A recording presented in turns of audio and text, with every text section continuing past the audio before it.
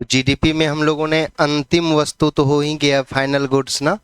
यानी मैंने बताया था आपको कि एक देश की घरेलू सीमा में एक वर्ष में यानी उत्पादित सभी अंतिम वस्तु और सेवाओं के बाजार मूल्यों के समग्र योग को जीडीपी कहते हैं। अंतिम वस्तु क्या होता है आप लोग समझ ही गए थे। फाइनल गुड्स क्या होता है, यानी जो उसका लास्ट स्टेज होता है किसी भी प्रोडक्ट का, यानी अब उसमें गुंजाइश नहीं है कि वो लास्ट स्टेज में कन्वर्ट हो सके, तो उसे ही बोलते हैं अंतिम वस्तु ना। जैसे हमने एग्जाम्पल दिया था आपको कि ब्रेड का एग्जाम्पल दिया था, मोबाइल का एग्जाम्पल है, ठीक है। यानी जो भी फाइनल प्रोडक्ट हो गया मार्केट में आ गया, ठीक है। तो ये तो हो गया अंतिम वस्तु एक वर्ष में उत्पादित। अब हम लोग देख लेते हैं सेवा क्या होता है। नहीं, या छोड़ दें सेवा, आगे बढ़ें। सेवा समझ गए ना आप लोग? नहीं समझे? कुछ नहीं समझ में आया? बहुत अच्छा, चलिए एक भी लोग तो हुए कि कम से कम हैंड्स रेज किया ना। अच्छा, और कितने लोग हैं, कोई बताइए। आप बताइए भैया, समझ में आ रही है आपको जीडीपी? नहीं, आपसे पीछे पूछ रहे हैं। आपसे आ रहा है क्या दोस्त? आ रहा है आपको? कहाँ से नहीं आ रहा है? स्टार्ट करूं? स्टार्ट कर लेंगे, क्या दिक्कत है? मुझे थोड़ा ना कोई दिक्कत है। जीडीपी कहते हैं, तब क्या पता है, तब आपको कहाँ समझ में नहीं आया? जीडीपी, अभी तो जीडीपी चल रहा है ना। अच्छा, या इकोनॉमी शुरू से समझ में नहीं आ रहा है, जहाँ से हम लोग चल रहे हैं, अर्थव्यवस्था की विशेषताएं, तब जीडीपी में नहीं समझ में आया कहीं कहीं?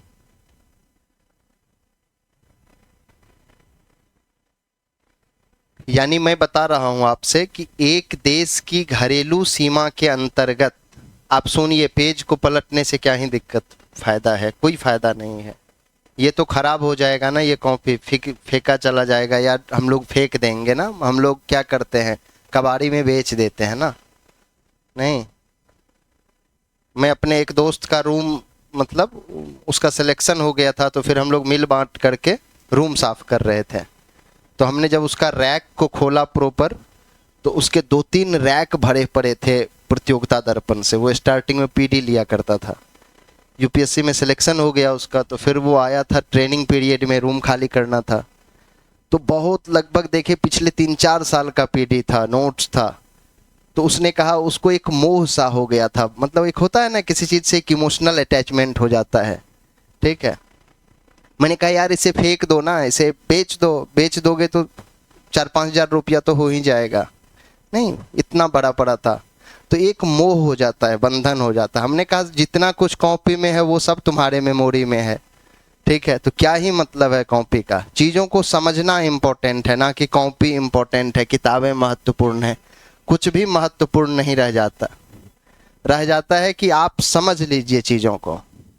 मैंने बताया आपको कि एक देश की घरेलू सीमा के अंतर्गत, डोमेस्टिक बाउंड्री को समझ लीजिएगा, कि घरेलू सीमा के अंतर्गत एक वर्ष में उत्पादित सभी अंतिम वस्तु, ठीक है। अंतिम वस्तु जैसे ये हो गया, सेवा अभी हम लोग समझ लेंगे, सर्विसेज क्या होता है, उसमें हम लोग देख लेंगे, उसमें मध्यवर्ती क्या होता है, ठीक है।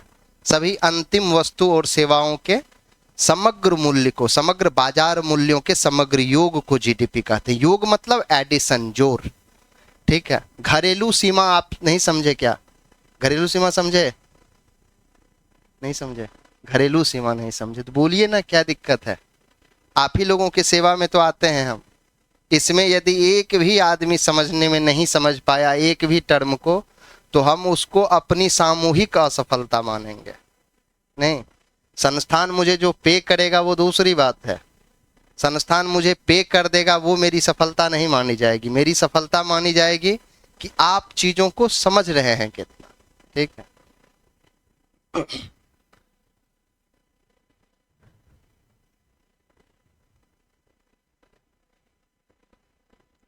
घरेलू सीमा होता है कि किसी भी देश की भौतिक सीमा से बाहर भी होता है। ये भौतिक सीमा से बियॉन्ड, बियॉन्ड मतलब उसके परे, उससे बाहर जाके ना। लेकिन आप इसे भी छोड़ दीजिए, इसे भी भूल जाइए। आप ये समझिए सीधा सीधा कि इंडिया का घरेलू सीमा अमेरिका में कैसे हो सकता है, रसिया में कैसे हो सकता है, चाइना में कैसे हो सकता है। आप देखते हैं ना कि इंडिया पाकिस्तान में थोड़ा सा टेंशन, जैसे ही थोड़ा सा माहौल टेंस होता है तो पाकिस्तान के जो हायर लेवल पर जो उसके फॉरेन मिनिस्ट्री हैं वो तुरंत भारत के एम्बेसडर को बुलाता है, उसको शोकॉज नोटिस देता है और उसको कहता है कि भाई क्या ये हो रहा है, तुम चले जाओ अपने देश की ओर। नहीं, बहुत देश आप सुनते होंगे कि वो इंटरनेशनल रिलेशन में अपने देश के दूतावास को, अपने देश के राजदूत को, एम्बेसडर को बाहर कर देता है। नहीं, जैसे आप सुनते होंगे नॉर्थ कोरिया, साउथ कोरिया, अभी रसिया यूक्रेन का जो एम्बेसी होगा दोनों देशों में वो चल रहा होगा क्या प्रॉपर? ओब्वियस सी बात है नहीं चल रही। अभी हमारा पाकिस्तान के साथ भी कहाँ ही दूतावास पे डायलॉग कंटिन्यू है, नहीं ही है। नहीं, हम लोग बैक चैनल डिप्लोमेसी में बात करते हैं। यदि आप इंडिया पाक का आईआर पढ़ेंगे तो एक होता है उस टर्म में बैक चैनल डिप्लोमेसी, वो आईआर के सर आप लोगों को बताएंगे, ठीक है। तो आप सीधा सीधा समझिए कि घरेलू सीमा यानी हमारी जो भौतिक सीमा है, ठीक है, यदि ये इंडिया है ना तो आप इसे मानिए कि ये इंडिया का डोमेस्टिक बाउंड्री है, घरेलू सीमा, ठीक है। वो तो कुछ अंतरराष्ट्रीय नियम है, कुछ इंटरनेशनल लेवल पे एक्सेप्शनल केसेज हैं, आप उसमें क्यों ही उलझ रहे हैं, उसे छोड़ दीजिए, ठीक है। आपसे यदि इंटरव्यू में भी पूछा जाएगा तो सीधा आपको कह देना है कि सर एक देश की घरेलू सीमा में एक वर्ष में उत्पादित सभी वस्तुओं के अंतिम वस्तु और सेवा के बाजार मूल्यों के समग्र योग को जीडीपी कहते हैं। वो इतना देर भी नहीं वेट करेगा कि आप इतना लंबा उसे बोल रहे हैं, आप सीधा उसे क्रक्स बता दीजिए कि सर एक देश में एक वर्ष में सभी अंतिम वस्तु और सेवा के उत्पादित मूल्य को जीडीपी कहते हैं, बस। हाँ, उसे कुछ आगे पूछना होगा तो वो पूछ लेगा, वो इंटरव्यूअर पे डिपेंड करता है कि वो पूछेगा कि अच्छा घरेलू सीमा क्या होता है। तब आपको बताना होगा कि सर डोमेस्टिक बाउंड्री भौतिक सीमा के, जैसे ये इंडिया है ना, मैंने आपको ये बताया था ना, ये बेस लाइन होता है, यहाँ से नॉटिकल मील 12 नॉटिकल मील तक यहाँ इसका ये बाउंड्री होता है, ठीक है। ये लगभग आप 12 नॉटिकल मील को आप किलोमीटर में कन्वर्ट करेंगे तो 22.22 किलोमीटर में आएगा। तो यहाँ पे ये माना जाता है कि वो यदि कोई चाइना का शिप, आप देखोगे कि अरब सागर में, इंडियन ओशन में जब कोई चाइना का शिप उधर से क्रॉस कर रहा होता है ना, तो इंडिया बड़े एग्रेसिवली नोटिस लेता है, रिस्पॉन्ड करता है, और कोई भी देश मानता है कि ये हमारे संप्रभुता का उल्लंघन है, हमारे सोवरेनिटी का वायलेशन हो रहा है, ठीक है। तो यहाँ पे जो कुछ भी प्रोडक्शन होगा वो भी इंडिया के घरेलू सीमा में होगा। जैसे आप देखेंगे कि अरब सागर में वो बॉम्बे है ना, आप लोगों ने सुना होगा, वहाँ पे बहुत सारे नेचुरल रिसोर्सेज हैं, वहाँ पे जो कुछ भी प्रोडक्शन हो रहा है तो वो भी इंडिया के जीडीपी में काउंट हो रहा है ना। तो ये हो गया घरेलू सीमा, यानी भौतिक सीमा के बाहर वहाँ पे जो भी इकोनॉमिक एक्टिविटीज हो रही हैं, यानी आर्थिक क्रियाकलाप, आर्थिक गतिविधियाँ हो रही हैं, वो इंडिया के जीडीपी में यानी सकल घरेलू उत्पाद में काउंट होगा, गिनती की जाएगी। और हमने अभी तक आप लोगों को 3 पॉइंट लिखवाए हैं ना जीडीपी में, 1-2 पॉइंट और लिखवाएंगे, 2 पॉइंट और लिखवाएंगे। आपको बस उसे एक जगह ना, एक पेज में आप उसे कहीं समराइज कर लीजिएगा, लिख लीजिएगा सीक्वेंस में। वो जीडीपी का समझिए बेस्ट डिफिनेशन है, टू द पॉइंट लिखा हुआ है, ठीक है, और उसे याद कर लीजिएगा, कोशिश कीजिएगा। तो ये हो गया घरेलू सीमा, यानी इस बाउंड्री के अंतर्गत जो भी इकोनॉमिक एक्टिविटीज होंगी वो भारत की जीडीपी में काउंट होगा। जैसे मैंने उदाहरण भी दिया था बिहार भवन, आप नहीं थे शायद, नहीं थे ना फर्स्ट, हाँ, तब ये दिक्कत आएंगी कोई दिक्कत नहीं है। जैसे आप कभी दिल्ली विजिट करेंगे तो वहाँ आपको यदि कभी मान लीजिए होटल उटल ना मिले तो बिहार भवन में चले जाइएगा, ठीक है, कनॉट प्लेस में है बिहार भवन में आप जाएंगे तो वहाँ प्रॉपर सब कुछ है, होटल है, आप स्टे कर सकते हैं, बिहार के ही आपको वहाँ भाई बहन मिल जाएंगे, स्टाफ रहते हैं प्रॉपर उसमें। तो वहाँ पे जो भी इकोनॉमिक एक्टिविटीज हो रहा है, यानी होटल है तो लोग बाहर से खाने आते हैं तो रुपया तो मिलता होगा ना, यानी वहाँ पे जो भी आर्थिक क्रियाकलाप हो रहा है तो वो बिहार राज्य सरकार के जीडीपी में काउंट होगा, एसजीडीपी में, ठीक है। ये हम लोग पढ़ेंगे बाद में। तो अब क्या है कि बिहार भवन कहाँ है, बिहार का जो डोमेस्टिक बाउंड्री है, यानी फिजिकल बाउंड्री है, बिहार की जो भौतिक सीमा है उससे बाहर है ना, दिल्ली में है बिहार भवन। वहां पे भारत सरकार हर राज्यों को दे रखा है कि भैया ये बिल्डिंग है, यहाँ पे आप अपना स्टाफ रखिए, अपना काम रखिए। जैसे आप लोग सुने होंगे कि कोविड में जब दिल्ली में लोग फंसे हुए थे तो बिहार भवन में प्रॉपर यहाँ से बिहार सरकार के सेक्रेटरी लेवल के लोग वहाँ पे थे, और वो लोग जो भी लेबर लोग थे, आम आदमी थे जो फंस गए थे कोविड में, नहीं आ पा रहे थे बिहार, प्रॉपर उनको असिस्टेंस वो प्रोवाइड कर रहे थे, हेल्प कर रहे थे। ठीक है, तो वहां पे जो भी आर्थिक गतिविधियां हो रही हैं वो बिहार सरकार की जीडीपी में काउंट होगा, ना कि वो दिल्ली सरकार के जीडीपी में काउंट होगा या भारत सरकार की। समझ रहे हैं? अब समझे? तो ये हो गया आपका घरेलू सीमा, एक वर्ष में उत्पादित अंतिम वस्तु। समझ ही गए। आज हम लोग देखेंगे सेवा। ठीक है, ऐसे ही हम लोग 8-10 आदमी बात कर रहे थे कहीं, तो फिर हमने कहा कि यार अब आगे बढ़े। फाइनल गुड्स थे, तो उसमें एक थे, उन्होंने कहा कि जो थोड़ा सेवा बता दीजिए, सेवा क्षेत्र क्या होता है, सेवा में कैसे समझेंगे, इंटरमीडिएट्स उसमें कौन होगा, मध्यवर्ती कौन होगा। ठीक है, तो मैंने कहा यार ये ना भी समझोगे तो कोई फर्क आपकी सेहत पे नहीं पड़ेगा, लेकिन फिर भी जान लेते हैं। अब समझ में आया कि फिर समझाएं? समझ में गया? मतलब मेरे प्रेशर से नहीं बोलिए, मतलब पूरा समझिए चीजों को। सेवा ये है। अब देखते हैं हम लोग सेवा क्या होता है इसमें।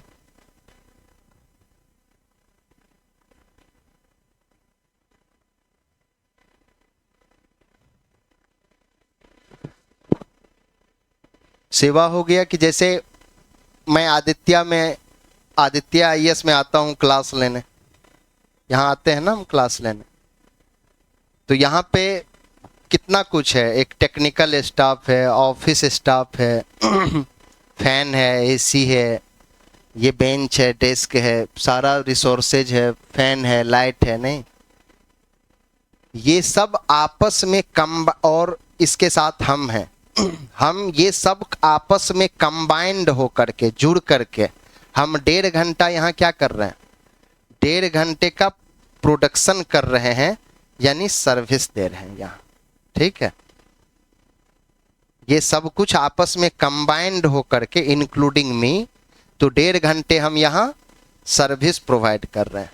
ठीक है, कोई बच्चे होंगे जो ऑनलाइन वो मोबाइल पे देख रहा होगा, ठीक है, तो वो देख रहा होगा कि संजन की क्लासेज आ रही है। ठीक है, फिर संस्थान ने जो भी फीस रखा हो, या संस्थान मुझे जो फीस देगा, टेक्निकल स्टाफ को जो फीस देगा, उसे आप जाने दीजिए, उसे छोड़ दीजिए, वो आपका जानना भी नहीं है। ठीक है, आप बस ये जानिए कि यहाँ पे सर्विस आपको कौन दे रहा है। नहीं, सर्विस आपको दे रहा है आदित्य आईएएस। संजन को तो आप जानते भी नहीं थे ना, संजन को तो आदित्य ने हायर किया। संजन जो यहाँ पे आके इकोनॉमी बता रहा है आपको। ठीक है, समझ रहे हैं? तो क्या कहते हैं, सर्विस आपको कौन प्रोवाइड कर रहा है, सर्विस प्रोवाइड कर रहा है आदित्य आईएएस ना। आप यहाँ आए, यहाँ एडमिशन लिए, वहां पे, और आदित्य आईएएस फिर टेक्निकल स्टाफ रखा, सारा मैकेनिज्म रखा। ठीक है, तो ये सर्विस प्रोवाइड कर रहा है आपको आदित्य। उसमें मेरी भी फीस इंक्लूड है ना। आप मेरी फीस को आप अलग से काउंट नहीं करोगे, अलग से आप काउंट करेंगे तो फिर क्या होगा, डबल काउंटिंग हो जाएगा ना, दोहरी गणना हो जाएगी। आप जो वहां पे फीस दिए होंगे ऑफिस में, या ना भी दिए होंगे, ठीक है, यानी जिस किसी ने दिया होगा, तो उनके फीस देने में संस्थान जो आपसे फीस ले रही है, उस फीस में मेरा भी फीस इंक्लूड है ना। जैसे दूसरा एग्जाम्पल समझते हैं, जैसे पारस एक हॉस्पिटल है पटना में, नाम सुना होगा आप लोगों ने, तो वहां पे कोई एक न्यूरोलॉजिस्ट है। ठीक है, रामलाल है वहां, न्यूरोलॉजिस्ट है, और पारस वालों ने बड़े पैमाने पर एडवर्टीजमेंट करा रखा है, प्रचार प्रसार करा रखा है कि एक डॉक्टर है रामलाल, उसका टाइम फिक्स कर दिया गया है कि इतने टाइम से इतने टाइम तक रामलाल बैठता है। ठीक है, पेशेंट आएगा, पेशेंट का जो भी मान लीजिए उसका अटेंडेंट है वो आया, ऑफिस में गया, वहां पे वो रसीद लिया, रसीद कटवाया, टोकन मिला, डॉक्टर अंदर में केबिन में बैठा हुआ है, डॉक्टर के पास गया, उसकी जो भी समस्या है डॉक्टर ने सुन लिया, प्रॉपर प्रिस्क्रिप्शन भी दे दिया, डॉक्टर उसे सजेस्ट भी कर दिया, ठीक है। तो यहां पे डॉक्टर क्या हुआ, डॉक्टर तो मध्यवर्ती हुआ ना, सर्विस कौन प्रोवाइड कर रहा है, सर्विस तो आपको पारस दे रहा है। आप इसमें क्यों जानना जा रहे हैं कि डॉक्टर को पारस वाला क्या देता होगा नहीं देता होगा, उसमें क्यों जाना।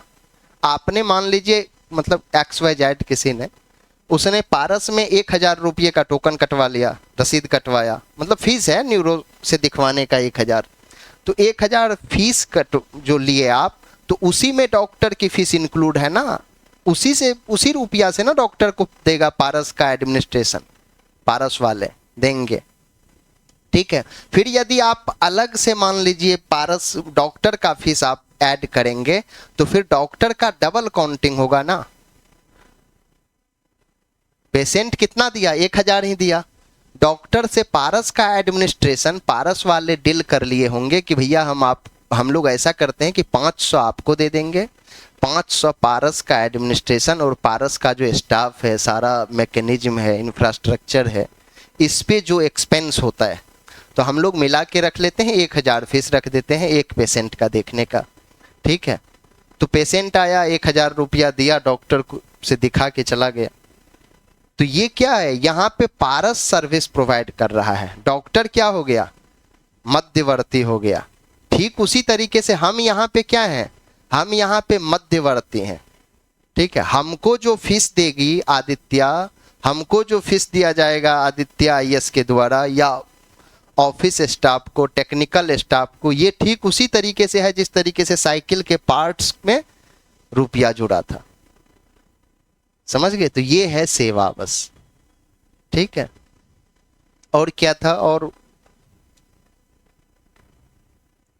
हो गया ये पॉइंट सेवा में क्लियर।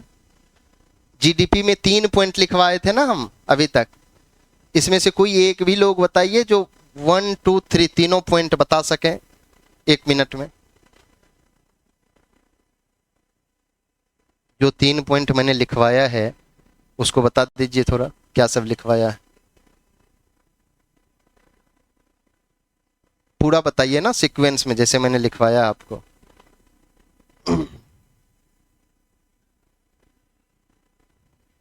ठीक इसी तरीके से भूलेंगे। इसके बाद GDP के बाद GNP आएगा, फिर NDP आएगा, फिर नेशनल इनकम के बाद और सब अन्य अन्य सेक्टर में हम जाएंगे। तो ऐसे ही आप 10 मिनट भी ध्यान दे देंगे ना एक दिन के क्लास पे, तो चीज़ें ये फिर आपकी अपनी हो जाएंगी। नहीं तो फिर सच बताते हैं बहुत ज़्यादा फायदा नहीं होता। क्या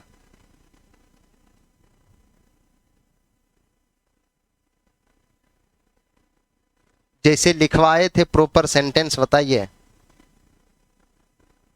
तो नहीं याद है ना, तो अच्छी बात है, ऐसे ही याद मत रखिए। लिखिए नेक्स्ट पॉइंट 4th। क्या भैया बताओ, तुमको तो हम वर्क दिए थे कल, तुम बोली थी कि सुनाएंगे, तो बताओ, नहीं याद है ना। अच्छा वो सकल मूल्यवर्धन बताए थे, ये याद करने नहीं बोले थे, ये तो इंक्लूड ही था ना। ये तो अंडरस्टूड है, चीजें याद होनी चाहिए।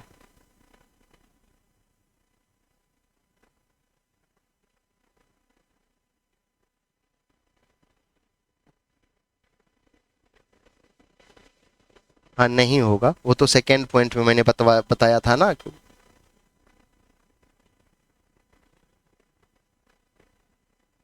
जैसे हम आपको लिखवाए थे ना पहला पॉइंट कि एक देश की घरेलू सीमा के अंतर्गत एक वर्ष में उत्पादित सभी अंतिम वस्तुओं और सेवाओं के बाजार मूल्यों के समग्र योग को GDP कहते हैं। तो इस तरीके से चीजें याद होनी चाहिए ना। सेकेंड पॉइंट में जो लिखवाया था वो बता दीजिए। सेकेंड नहीं लिखवाया था कुछ क्या?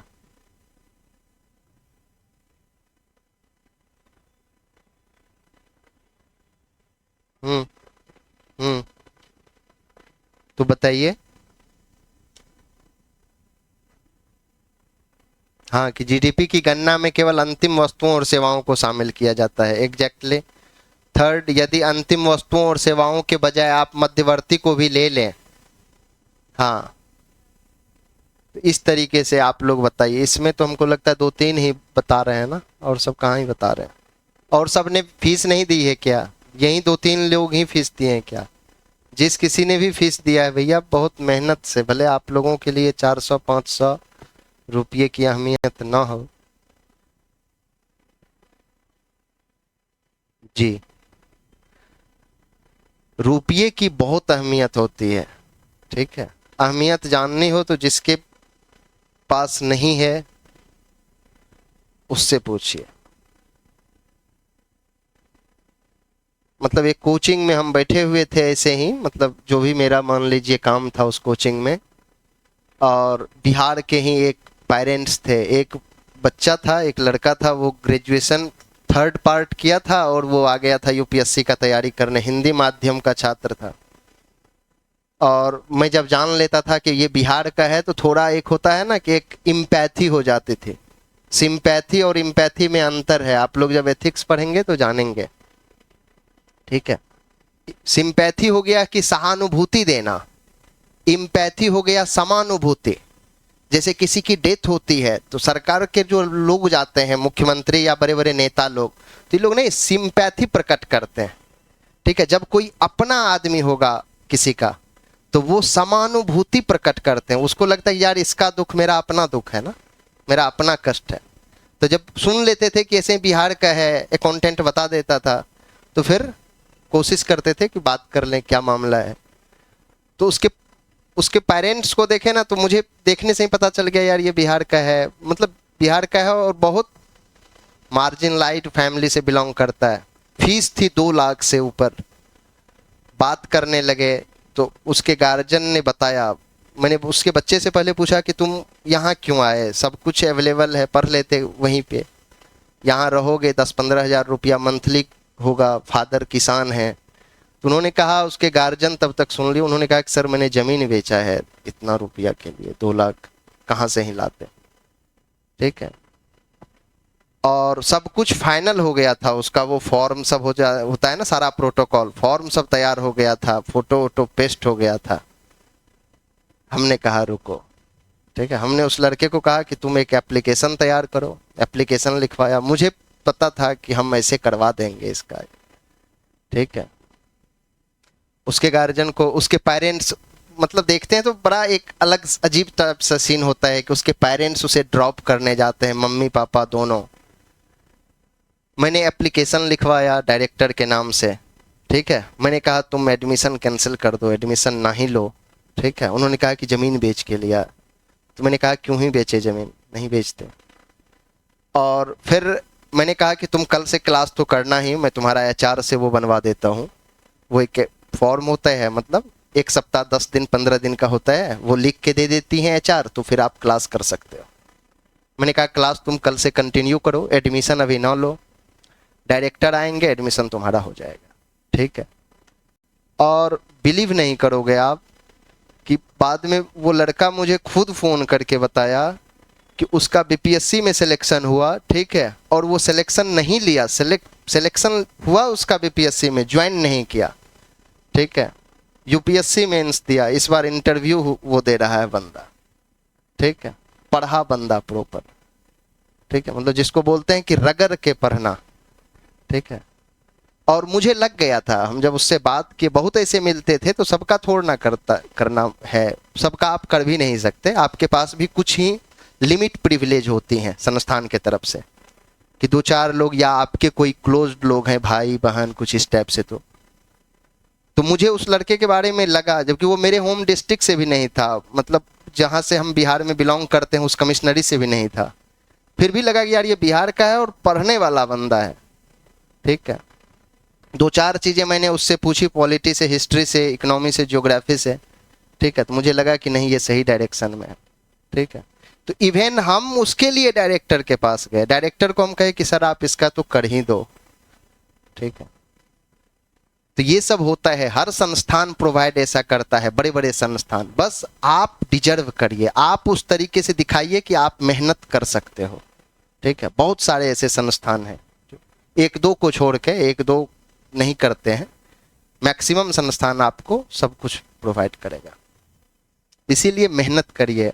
ठीक है, नहीं तो फिर कोई मतलब नहीं। ये सब हम लोग पटना दिल्ली आते हैं ना, तो अपने रिश्तेदार को गांव में छोड़ के आते हैं, शहर में नए रिश्ते बनाने लगते हैं। नहीं, उसी में हम अपने लक्ष्य से दूर होते चले जाते हैं। चलिए लिखिए नेक्स्ट पॉइंट। ये सब चीजें तो चलती रहती हैं। जीडीपी को एक समयावधि के साथ जोड़कर, फोर्थ पॉइंट,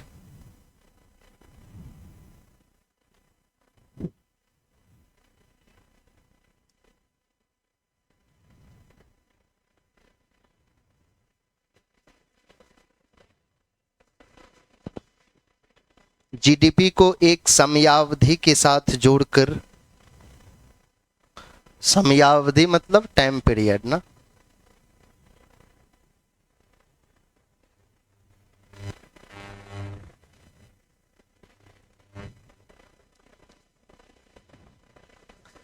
जीडीपी को एक समयावधि के साथ जोड़कर देखा जाता है। समयावधि मतलब एक समय अवधि,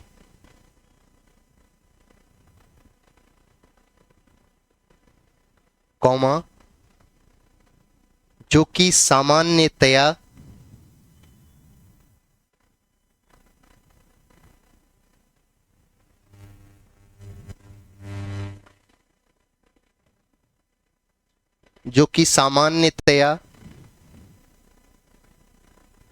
एक वर्ष होती है।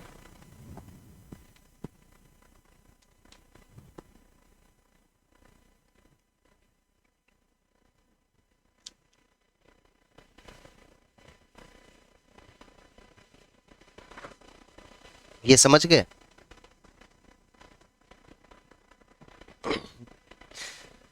देखिए, आप कोई भी काम करते हैं ना, तो एक टाइम लिंक जरूरी होता है। नहीं, जैसे हम लोग बोलते हैं ना, वित्त वर्ष, फाइनेंशियल ईयर 2022-23, 23-24, वित्त वर्ष पता ही होता है ना आप लोगों को, कब से शुरू होता है, कब से कब तक। एक बिल्कुल, जैसे मान लीजिए कोई आदमी कोई प्रोडक्शन कर रहा है, उत्पादन कर रहा है, तो आप उसे बोलते हैं ना कि आपने कितना समय में किया। ठीक है, कोई वर्ष बताते हैं या कोई क्रॉप सीजन बताते हैं कि एक क्रॉप सीजन में किया, या कितना समय लिया आपने इस चीज का प्रोडक्शन करने में। जैसे मान लीजिए कोई किसान है, कोई फसल का प्रोडक्शन कर रहा है, तो ऐसा थोड़ा ना है कि वो आज सीड डाला, खेत में बीज डाला और कल उसका प्रॉपर प्रोडक्शन हो जाएगा। नहीं होगा ना, समय लगेगा ना किसी चीज का प्रोडक्शन करने में प्रॉपर। आप इकोनॉमिक्स का क्लास करने में ऐसा थोड़ा ना है कि आज आए और कल ही आप इकोनॉमिक्स सीख गए, ऐसा तो नहीं है ना, एक प्रॉपर टाइम तो लगेगा ही। एक माँ भी एक बच्चे को जब जन्म देती है तो उसमें एक प्रॉपर टाइम लगता है कि 9 महीने तक वो माँ अपने पेट में एक बच्चे को रखती है, तभी तो वो बच्चा फाइनल तैयार होता है। आप किसी को दोस्त बनाते हैं तो उसके लिए भी आपको क्या होता है, एक समय देना होता है, एक बड़ी जद्दोजहद वाली जिंदगी होती है। नहीं, जिस किसी ने बनाया हो उससे पूछिएगा तो बताएगा कि यार बड़ी बड़ा लंबा समय हमने इसमें एक्सपेंड किया। नहीं, तो कहा गया कि production is a kind of process, process requires time. Production क्या है, एक प्रोसेस है। Production is a kind of process, process requires time.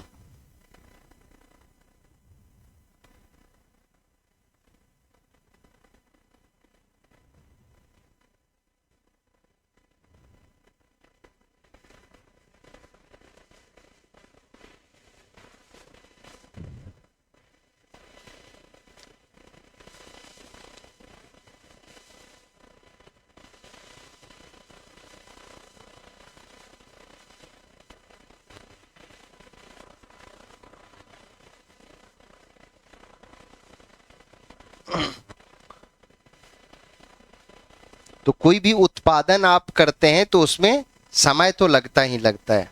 नहीं, समय यदि आप नहीं देंगे तो वो वाक्य ही क्या होगा, अपने आप में वो इनकम्प्लीट होगा, वो अधूरा होगा। और इसके साथ एक प्रॉब्लम भी है, एक समस्या भी है। जैसे हमारे यहाँ कोई बड़े लेवल पर जब कोई एक बड़ा कुछ यान बन रहा होता है, कुछ बड़ी चीज़ें बन रही होती हैं, तो उनके प्रोडक्शन में सामान्यतया 5-7 साल लग जाते हैं। तो होता क्या है ना कि जब वो प्रोडक्शन जिस ईयर मार्केट में आता है, फाइनल बन करके तैयार होता है, निकलता है मार्केट में, तो उस ईयर, उस वित्त वर्ष में जीडीपी जो होता है वो फाइनली स्पाइक होता है, यानी जीडीपी बहुत बढ़ा हुआ प्रदर्शित होता है। फिर वहीं सेकेंड ईयर, नेक्स्ट ईयर क्या होता है कि जीडीपी आपको कम प्रदर्शित होता है। तो कुछ लोग मानते हैं कि ग्रोथ जो है हमारा निगेटिव में चला गया, जबकि वास्तविकता में, रियलिटी में ऐसा नहीं होता है। नहीं, जीडीपी तो आपका सही ही चल रहा था, ऐसे मान लीजिए चल रहा था इस तरीके से ना। आपने क्या किया कि कुछ बना रहे थे, बन रहा था, अब यहां पे वो निकला, तो यहां पे निकला, तो यहां पे जीडीपी क्या हुआ कि यहां पे जिस ईयर ये निकला, क्योंकि बहुत बड़ा प्रोजेक्ट होता है, 8-10 हजार करोड़ में वो बनता है, 5-7 हजार करोड़ में बनता है, तो जीडीपी बहुत बढ़ा हुआ प्रदर्शित होता है। तो यहाँ पे जीडीपी बहुत सरप्लस शो करता है। लेकिन जब फिर नेक्स्ट ईयर आप आए, यहाँ पे आए, तो जीडीपी क्या होगा, फिर ये इस तरीके से अपने उसी धारा पे आ गई, क्योंकि हमारी जो जीडीपी है उसी तरीके से चलेगी ना जो हमारा जीडीपी है ओवरऑल। किसी विशेष ईयर में एक बड़ा प्रोडक्शन हुआ, एक बड़ा कुछ मैन्युफैक्चरिंग हुआ, ठीक है, उस वजह से जीडीपी यहाँ बढ़ा हुआ प्रदर्शित हो रहा है, लेकिन एक्चुअली में ऐसा थोड़ा है, ठीक है। तो अर्थशास्त्री ने इसका विकल्प ये तैयार किया कि जिस ईयर ये तैयार होगा ना, बनेगा, तो हम लोग इसको ईयर में क्या करेंगे, वित्त वर्ष में ब्रेक कर देंगे, टुकड़ों में विभाजित कर देंगे जितना भी अमाउंट होगा। तो एक ये रास्ता हो सकता है, ठीक है।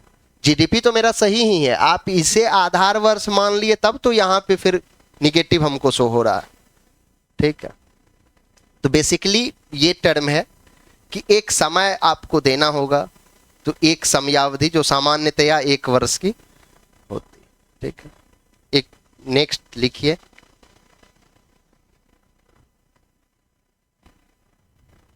फिफ्थ, जीडीपी का मूल्यांकन। जी,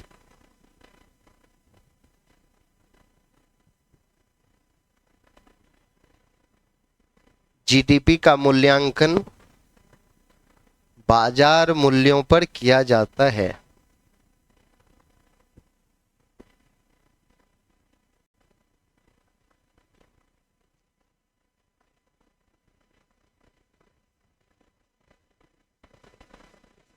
जीडीपी का मूल्यांकन बाजार मूल्यों पर किया जाता है।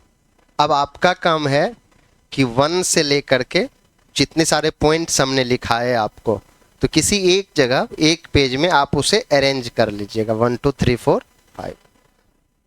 आप ऐसे समझिए कि नेशनल इनकम की, राष्ट्रीय आय की जितनी भी अवधारणाएं हैं हमारे यहाँ, उसकी आत्मा है जीडीपी। जिस तरीके से आप पढ़ते हैं ना, संविधान की आत्मा क्या है,